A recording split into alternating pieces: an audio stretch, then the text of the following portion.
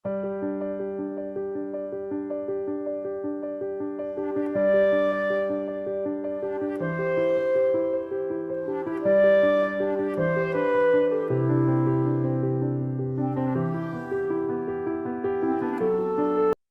mau mengajak kita mengingat apa yang sudah kita pelajari pada hari Minggu yang lalu. Lalu saya bertanya kepada saudara, adakah di antara saudara yang duduk di bangku gereja ini yang mau diberi usia 120 tahun? Saya bertanya lagi, tampaknya tidak mau. Manusia memang serba repot. Kemudian di zaman Musa berkata, masa hidup kami 70 tahun dan jikalau kuat 80 tahun. Dan kebanggaannya adalah kesukaran dan penderitaan. Karena berlalunya buru-buru dan kami melayang lenyap. 80 tahun pun bagi beberapa orang sudah terlalu tua. Sudah terlalu banyak menderita di usia itu. Dan hari ini rata-rata orang hidup di muka bumi ini, di lingkungan kita, saudaraku bisa menghitung berapakah orang-orang tua yang usianya mencapai 80 tahun. Banyak atau sedikit? Dalam satu RT, dalam satu kelurahan mungkin bisa dihitung. Caranya ya dilihat siapa yang ikut posyandu lansia. Bapak Ibu, waktunya begitu singkat. Kita harus memperbaiki diri. Tuhan mengatakan, rohku tidak akan selama-lamanya tinggal dalam diri manusia karena hanya dipermalukan saja. Tetapi Kristus datang menggenapi proto-evangelio, menggenapi janji induk keselamatan, dan kemudian Yesus Kristus menyelesaikan masalah dosa, sehingga kita ditebus dari cara hidup yang salah. Setelah kenaikan Kristus ke surga, Roh Kudus dicurahkan. Dan kembali orang-orang percaya dipenuhi dengan Roh Kudus. Roh Tuhan tinggal di dalam diri kita. Orang berkata, kita dipenuhi dengan Roh Kudus. Bahkan beberapa orang mengatakan, aku dipenuhi dengan Roh Kudus, dan kemudian mulai berbahasa lidah. Pertanyaannya, bagaimana dengan buah kehidupannya? Apakah orang-orang yang diberi kesempatan dipenuhi dengan Roh Kudus, diberi kesempatan menerima keselamatan di dalam Kristus, dan Roh Kudus berhuni di dalam dirinya, di dalam nuraninya, apakah sudah menampakkan sebuah kehidupan yang semakin serupa dengan Tuhan, sepikiran dan seperasaan dengan Tuhan? Apakah sudah benar-benar hidup di dalam keselamatan? Keselamatan artinya dikembalikannya kita kepada rancangan semula Allah. Apa rancangan semula Allah? Yaitu kita memiliki pikiran dan seperasaan dengan Tuhan. Apa yang Tuhan pikirkan menjadi gagasan-gagasan kita. Apa yang Tuhan rasakan terekspresi di dalam perasaan kita dan akhirnya terlahir dalam setiap tingkah laku, perbuatan, dan kata-kata kita. Mari kita lihat, benarkah kita sudah memiliki moralitas surgawi itu? Kalau kita benar-benar sudah diselamatkan, tentu kita memiliki moralitas yang berbeda dengan dunia ini. Yang berbeda. Kita harus memiliki moralitas surga, Bapak Ibu. Moralitas surga. Sehingga kita bisa menggenapi dan merasakan apa yang dikatakan Tuhan Yesus di dalam doa Bapa kami. Jadilah kehendak-Mu di bumi seperti di surga. Orang-orang mengalami kerajaan surga itu memerintah atas hidupnya.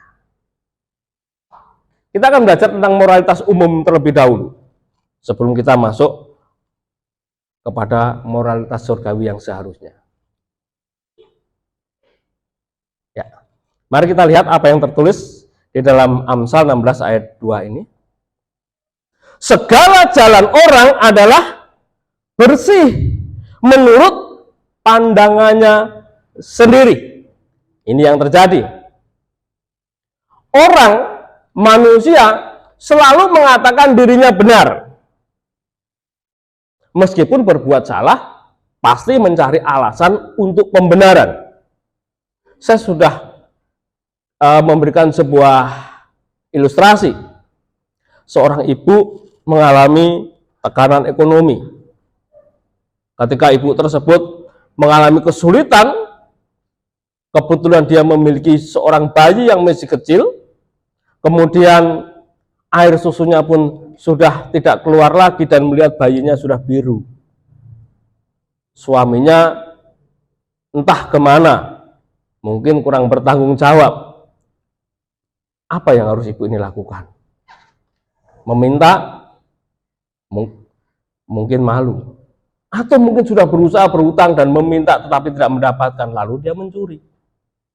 Mencuri susu demi anaknya. Ketika ditangkap polisi ditanya, kenapa ibu mencuri? Saya terpaksa. Terpaksa bagaimana? Bayi saya sudah biru. Dia harus minum susu dan harus diselamatkan. Lalu semua pencuri berkata alasan ekonomi. Sebuah pembenaran. Orang ini mengatakan bahwa lebih baik saya mencuri daripada bayi saya mati. Atau saya lebih kejam membiarkan bayi saya mati, tapi saya tidak mencuri. Berbagai alasan untuk pembenaran seringkali kita lakukan meskipun kita tidak mencuri. Seorang suami mencari pembenaran untuk mempertahankan diri lalu ribut dengan istrinya. Seorang istri juga demikian, mencari berbagai alasan untuk mengelabui suami karena mencari pembenaran. Dan seringkali orang melakukan itu karena apa? Selalu setiap kita terjebak kepada yang namanya buah pohon pengetahuan, tahu tentang yang baik dan yang jahat, bukan kesucian, bukan buah pohon kehidupan, bukan buah pohon hayat yang mengalir dari pikiran dan perasaan Tuhan. Di dalam kebingungan-kebingungan kita mengambil sebuah keputusan menghadapi kesulitan, Bapak Ibu, seringkali kita melihat apa yang baik menurut pandangan kita. Tidak sedikit orang Kristen masih melakukan itu karena tidak tahu firman Tuhan. Kenapa tidak tahu firman Tuhan? Karena tidak membaca firman Tuhan. Ketika kita tanya kenapa tidak membaca firman Tuhan, mencari pembenaran lagi, karena saya tidak punya Alkitab. Kenapa tidak beli Alkitab? Karena saya nggak punya uang, lalu pendetanya ngasih Alkitab. Kenapa Alkitabnya nggak dibaca? Ya, karena tulisannya kecil-kecil. Ya sudah, sekarang pakai kacamata. Setelah lihat saya ngantuk, Om. Lalu nggak ngerti firman. Pembenaran, dan pembenaran. Kenapa tidak baca Alkitab dan tidak merenungkan? Aku sudah capek pulang kerja, sudah malam, langsung tidur. Ini juga dialami oleh para hamba Tuhan. Ini berbahaya sekali. Ketika kecapekan pelayanan kemudian langsung tidur. Mencari pembenaran. Segala jalan orang adalah bersih menurut pandangannya sendiri. Tetapi Tuhanlah yang menguji hati. Saudara, kita harus mempertimbangkan apa yang menjadi perasaan Tuhan. Kita harus mempertimbangkan apa yang menjadi isi hati dan pikiran Tuhan, bukan apa yang menjadi pandangan hidup kita. Mari kita lanjutkan terlebih dahulu. Dalam Lukas pasal 6 ayat 31, ini masih moralitas umum. Tadi, setiap kita seringkali terjebak pada buah pohon pengetahuan di mana kita selalu saja membela diri, selalu saja mencari alasan-alasan untuk membenarkan diri kita sendiri tanpa memperhitungkan pikiran dan perasaan Tuhan. Lukas 6 ayat 31. Saudaraku, kalau kita sampai pada titik ini, kita masih hidup dalam standar moralitas umum, belum masuk kepada standar moral surgawi. Meskipun ini diucapkan oleh Tuhan Yesus. Maksudnya apa? Manusia itu yang diciptakan segambar serupa dengan Allah, kita diciptakan dilengkapi dengan komponen pikiran dan perasaan, dengan kecerdasan roh manusia, minimal seperti ini. Hari Minggu yang lalu kita sudah belajar bahwa ketetapan-ketetapan Tuhan, Taurat Tuhan itu tertulis dalam setiap hati manusia. Bagi mereka yang belum mendengar berita Injil, bagi mereka yang belum pernah membaca Taurat dan kitab para nabi, orang-orang yang belum terjangkau oleh kabar baik itu, mereka memiliki tatanan moral di dalam kehidupannya, dan kita pun secara umum juga sama. Dan sebagaimana kamu kehendaki supaya orang perbuat kepadamu, perbuatlah juga demikian kepada mereka. Di sini, saudaraku, ini masih terkait dengan setiap jalan orang bersih menurut pandangannya sendiri tadi. Kenapa? Pusatnya masih diri sendiri. Apa yang kau kehendaki supaya orang perbuat kepadamu, perbuatlah. Kalau saudara tidak menghendaki orang berbuat seperti itu, mungkin tidak berbuat. Pusatnya masih di mana? Pada diri sendiri. Kalau aku ingin hidup nyaman, ya saya harus ramah dengan orang lain. Kalau aku ingin orang lain melakukan kebaikan kepadaku, dan saya juga harus berbuat baik. Kalau aku ingin disapa oleh tetanggaku, saya juga harus ramah terhadap tetanggaku. Kalau aku ingin diberi, maka saya harus memberi. Apa yang orang ingin kita kehendaki lakukan, kita melakukan itu. Tetapi kalau yang tidak, kita tidak berbuat apa-apa. Minimal kita ada di sini, dan ini adalah standar moral umum. Untuk menjadi warga kerajaan surga, standar moralnya tidak di sini, Bapak Ibu terkasih. Mempertimbangkan perasaan Tuhan, seperti yang ada di sini tadi. Segala jalan orang adalah bersih menurut pandangannya sendiri. Tentunya kalau saudaraku mau melakukan kepada orang lain, seperti saudaraku ingin mendapatkan sesuatu, ya bersih menurut pandangan kita sendiri. Tetapi kita harus melangkah lebih jauh, yaitu melakukan segala sesuatu dengan mempertimbangkan apa yang dirasakan oleh Tuhan. Karena Tuhan menguji hati kita. Bapak Ibu terkasih,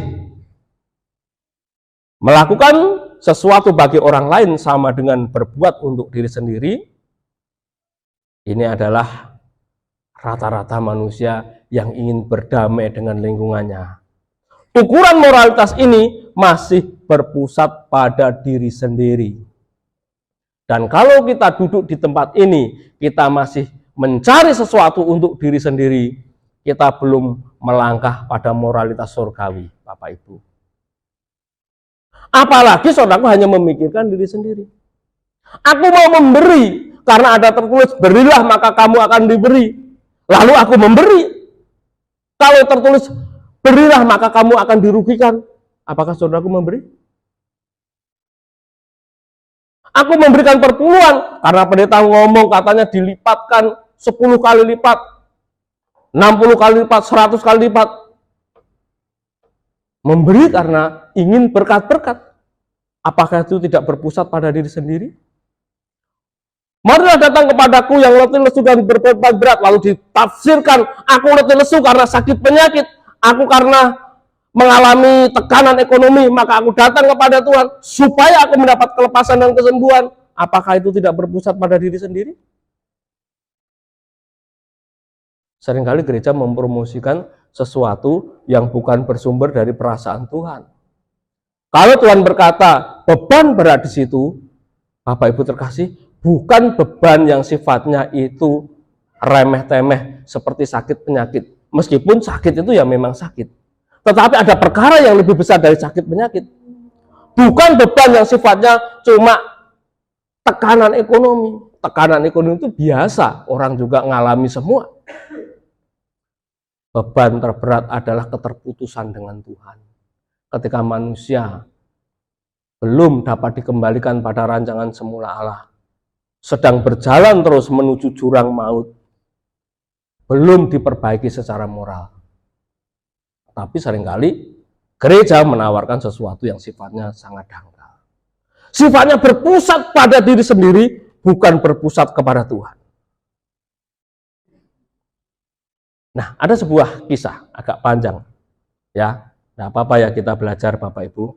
Kisah ini sebuah kisah yang sangat terkenal, saya akan bacakan secara cepat. Jawab Yesus, adalah seorang yang turun dari Yerusalem ke Yeriko.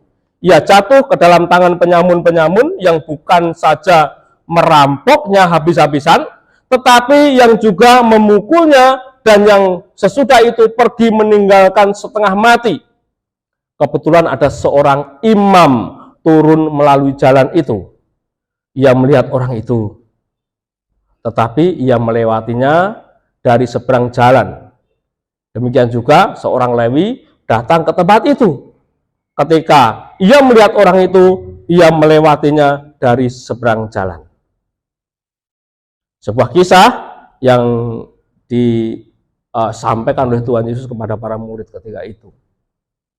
Kaitannya dengan moralitas tadi apa? Bapak Ibu terkasih, tadi moralitas umum. Sekarang bagaimana moralitas agama? Ada seorang yang dirampok habis-habisan setengah mati dan mau mati.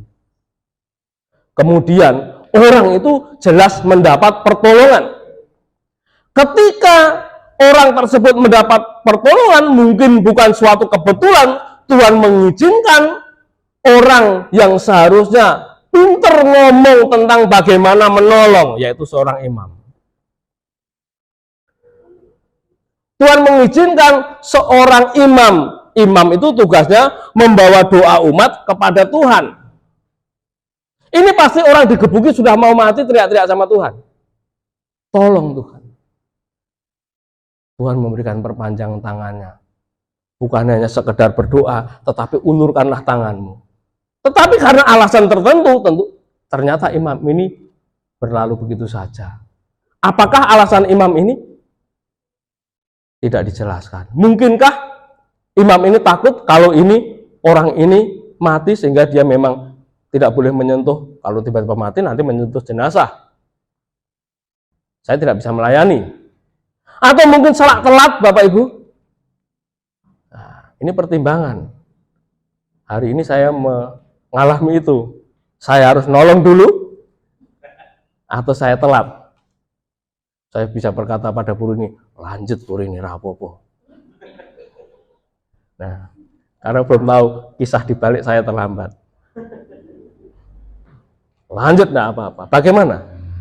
Atau saudaraku menunggu sejenak, hampir setengah jam enggak apa-apa. Toh setengah jam kalau lapar juga enggak mati. Atau saya mengatakan telat. Loh Pak Yu suka telat? Tidak. Ada alasan. Wah, sudah bukan imam tapi Lewi. Lewi juga para pelayan Bapak Ibu. Melayani. Aku melayani Tuhan di dalam doa. Aku melayani Tuhan di dalam pujian penyembahan. Aku melayani saudara-saudaraku terkasih. Tapi ini ada orang terkapar mau mati. Berlalu begitu saja. Orang seperti ini bagaimana? Nah, Bapak Ibu, moralitas surgawi itu harus lebih dari moralitas agama.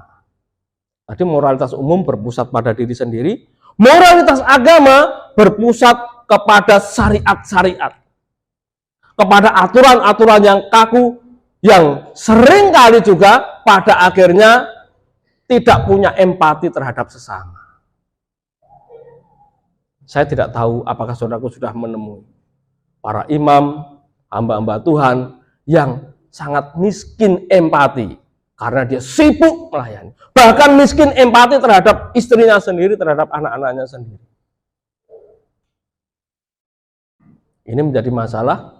Kita ada di tempat ini untuk memperbaiki diri. Jadi kalau saudaraku ada di GSKI, kita memperbaiki diri pasti tidak nyaman. Ego kita harus kita salibkan.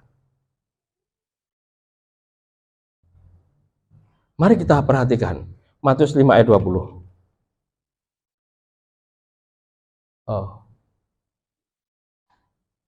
Nah, sebelumnya ini yang terjadi. Seringkali apa? Alasan-alasan keagamaan menjadi tembok pembatas antar sesama manusia. Ini moralitas agama.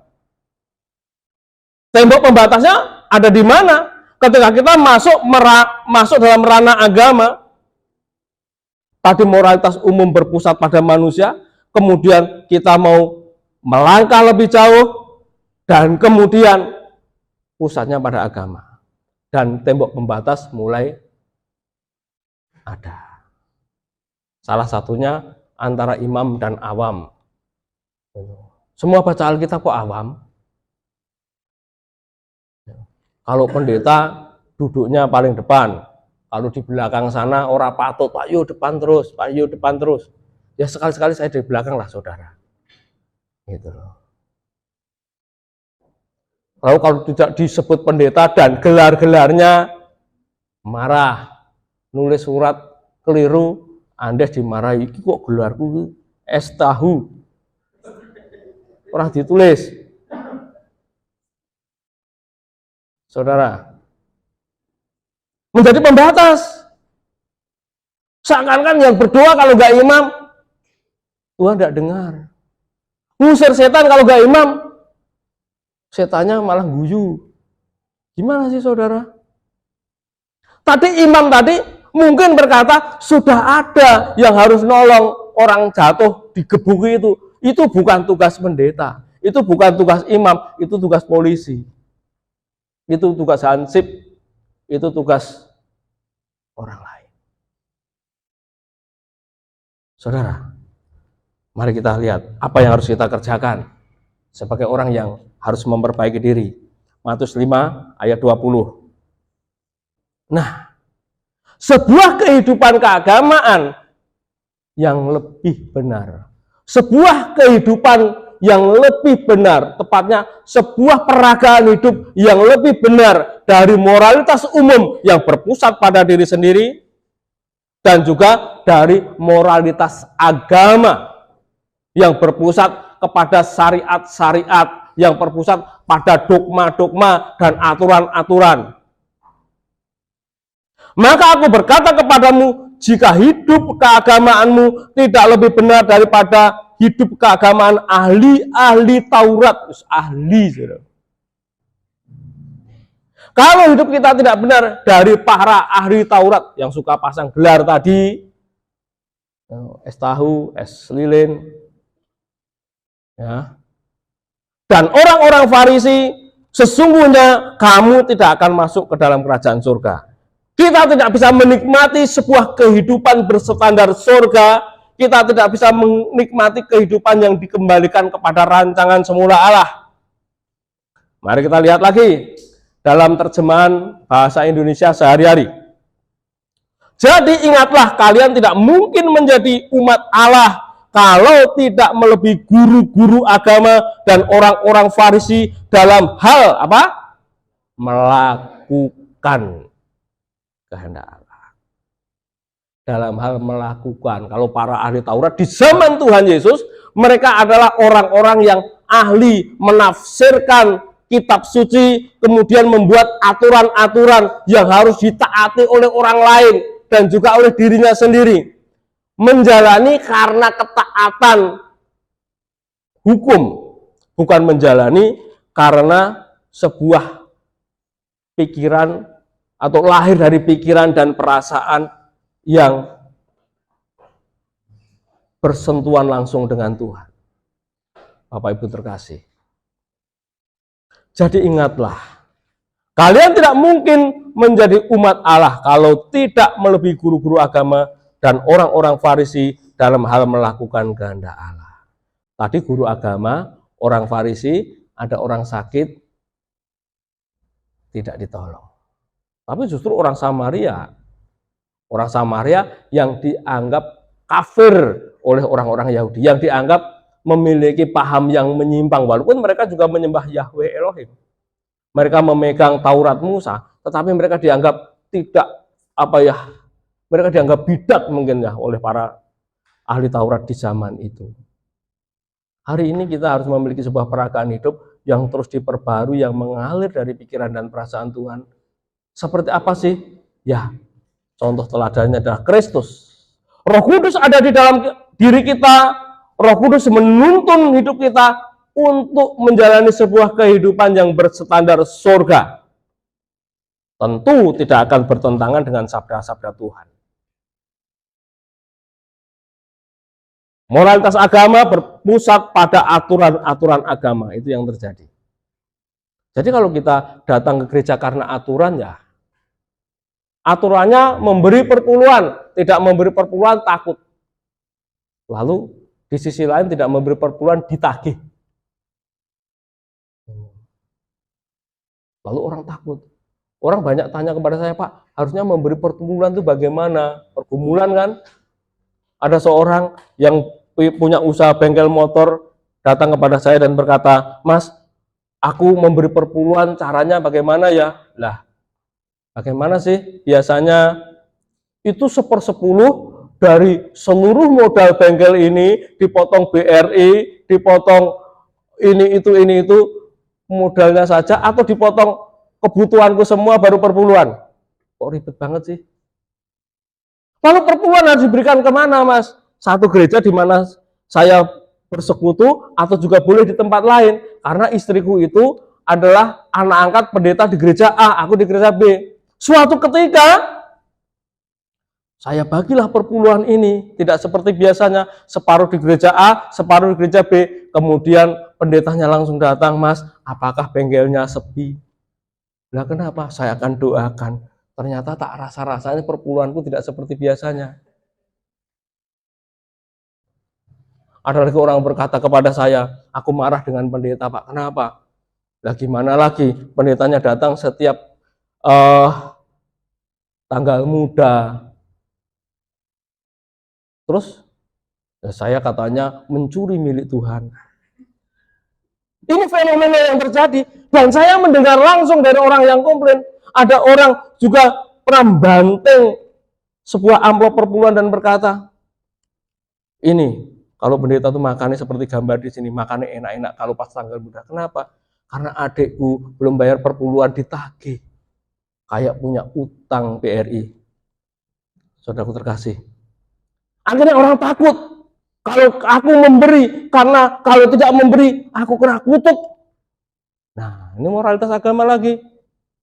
Harusnya wajib. Kalau dari cinta kepada Tuhan tidak seperti itu, sepenuh hidup.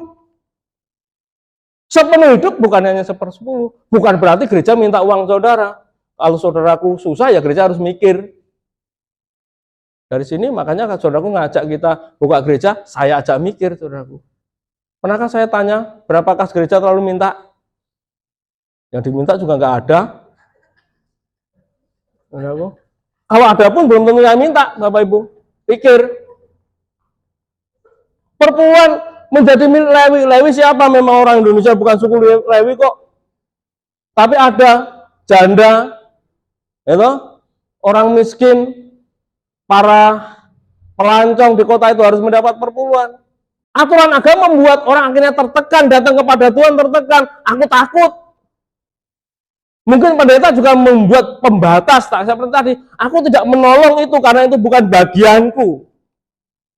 Moralitas agama, Bapak Ibu terkasih, terpusat pada aturan agama dan itu belenggu yang juga bisa membuat kita itu tertekan. Ahli-ahli Taurat adalah orang yang menyerahkan diri untuk mempelajari ketetapan-ketetapan Tuhan secara teliti, secara sungguh-sungguh, baik hukum yang tertulis maupun hukum yang lisan. Makanya tadi aturannya berbeda-beda karena tidak yang tertulis di Alkitab kemudian diterjemahkan secara lisan menurut khotbah pendeta ini pengertiannya begitu. Makanya kok beda-beda. Begitu Pak Wit Nyotanto mengupas perpuluhan hari ini kan rame, saudara. Nah, ini contoh kecil tentang perpuluhan. Bagaimana dengan baptisan? Menjadi belenggu lagi enggak? Yang penting baptisnya atau kehidupannya yang semakin dipulihkan hubungan dengan Tuhan. Orang berkata, Pak aku sudah dibaptis dulu, ya baptis lagi, kamu dan baptisnya dipercik. Sah enggak? Ya kalau menurut Alkitab diselamkan karena baptiso. Oh begitu ya? Ya udah saya diselam deh. Habis itu diselam. Karena takut, aku nanti takut nggak masuk surga. Tapi perbuatannya sama saja. kemarin dipercaya judi, sekarang diselamkan, sama saja. Aku nggak judi mas, ngeslot. Lu kamu baptisnya nggak ngambang, baptis itu diselamkan harus ngambang. Nah saya nggak bisa renang, nggak sah berarti. Terjadi perdebatan. Kamu sudah dipenuhi Roh Kudus belum? Harus berbahasa lidah, saudara. Kalau saudara nggak berbahasa lidah, maka belum dipenuhi. Ayo kita berbahasa lidah. Tirukan saya, sakuku raba. Tahu artinya? Enggak. Lalu bagaimana hidupmu? Sama aja, mas. Masih nampar istri, masih ngomong kasar. Karena apa? Semua yang dikerjakan adalah karena agama, karena moralitas agama tadi. Sesuatu yang akhirnya baik, aku mau berlindung kepada agama ini. Nah, maka Pak Iras berkata kepada saya ketika awal-awal kita mau gabung di GSKI, Ras, GSKI ini gerakan merubah manusia kembali kepada rancangan Allah semula. Jadi bukan hanya ngerti, bukan hanya teliti, bukan hanya paham tentang Alkitab, tetapi lebih dari itu menjadi pelaku, merasakan dan memperagakan. Kalau hanya ilmu, ya banyak orang hebat, tapi memperagakan enggak. Berilah maka kamu akan diberi. Kalau tidak diberi, ngasih enggak. Kalau memberi di mana? Di gereja saja atau di luar juga? Ada banyak anak-anak sekolah Alkitab yang saya setiap hari Rabu bertahun-tahun, beberapa waktu yang lalu, selalu saja ada mahasiswa teologi yang datang ke rumah saya, kemudian mereka melakukan pelayanan anak, dan ada yang setiap minggu gitu ya, ada di Solo gitu dulu. Saya tanya, Pak, saya itu jarang makan seperti ini loh Pak, kenapa? Saya di gereja lain Pak, kalau roti belum berjamur juga sama pendetanya nggak dikasih saya. Padahal pendeta dapat dari, ya oleh-oleh juga, sudah diberi, saudaraku, tidak memberi. Nah, bagaimana sikap kita kepada orang lain di luar sana? Mengalir dari perasaan Tuhan atau karena dogma?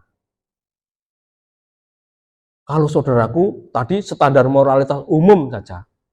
Apa yang orang lain perbuat kepadamu, lakukanlah itu. Sebagian kita mungkin dagang. Ketika dagang pengen untung loh, saudaraku. Ada yang dagang pengen untung besar atau kecil, Pak Adwin? Besar ya. Tapi kalau beli ngenyang sadis apa pengen memberi untung. Nah ini kan saudaraku, moralitas umumnya aja sudah di bawah standar kok. Giliran dagang pengen untung besar. Ketika beli ngenyangnya sadis. Nah, saya tuh diminta bertobat sama istri saya dulu juga. Saya sudah bertobat, saudara. Ngenyang susah mau gedang koyo ngono mbok nyang. Ayo mau gedang nek mbok nyang. Kasih lebih gitu. Ya. Kasih lebih. Jadi apa yang ingin orang perbuat kita lakukan saja, kita belum ada. Lalu mulai ke gereja dan kita ingin berkat-berkatnya. Kaum Farisi itu apa? Kaum Farisi adalah pemimpin spiritual Yahudi. Jadi pemimpin agama ya, yang berkembang pada masa Bait Suci kedua. Sebenarnya mulai ramenya munculnya orang Farisi pada masa Bait Suci kedua, dan Rasul Paulus bagian dari mereka. Sekitar abad kedua sebelum Masehi itu, orang-orang Farisi itu kelompok Farisi sudah ada. Menurut para ahli, kaum Farisi adalah perkembangan dari kelompok Hasidim. Kelompok Hasidim adalah kelompok yang menganggap diri mereka sebagai orang yang beragama dan saleh. Nah, tadi karena salehnya mungkin, ya karena salehnya ya orang sakit mau mati tadi nggak ditolong. Saking salehnya nggak bisa nolong, tangannya kotor, lu pakai jubah kok nolong orang penuh darah. Gitu saudaraku. Mau salat telat aku ditunggu ngakeh. Mari kita melangkah pada moralitas surgawi. Sekarang moralitas surgawi dapat kita miliki, ini sudah moralitas surgawi, jika kehidupan kita terpusat pada Kristus dan kerajaannya, bukan berpusat pada diri sendiri tadi, seperti moralitas umum, kita berbuat sesuatu ini yang baik, seperti kita ingin orang berlaku kepada kita. Moralitas surgawi tidak seperti itu. Jangan membalas kejahatan dengan kejahatan, balaslah kejahatan dengan kebaikan. Berdoalah untuk orang yang menganiaya kamu. Itu moralitas surgawi. Orang berbuat jahat kepada kita, kita mendoakannya. Terima kasih Pak Berdoa. Berpusat pada Kristus, seperti Paulus berkata, bagiku hidup adalah Kristus, mati adalah keuntungan. Ini bukan kata-kata putus asa, karena sudah menyentuh sebuah standar moral yang tinggi. Moralitas surgawi mencapai sebuah standar yang sangat tinggi seperti Stefanus. Ini berat, dan kita sedang berjuang untuk memperbaiki diri. Stefanus yang dilempari batu, dan kemudian dia berkata, Bapa, ampunilah mereka karena mereka tidak tahu apa yang mereka perbuat. Sama seperti yang Yesus ucapkan di kayu salib. Padahal dilempari batu dengan hukuman rajam oleh para ahli Taurat, oleh para tokoh agama. Ini sebuah standar yang sangat tinggi, saudaraku. Kita mencapai ke sana. Tetapi kita harus berlatih mengerti pikiran dan perasaan Tuhan. Tanpa terasa kita akan sampai di sana. Tahu-tahu kok aku itu hatiku tuh plong banget ya.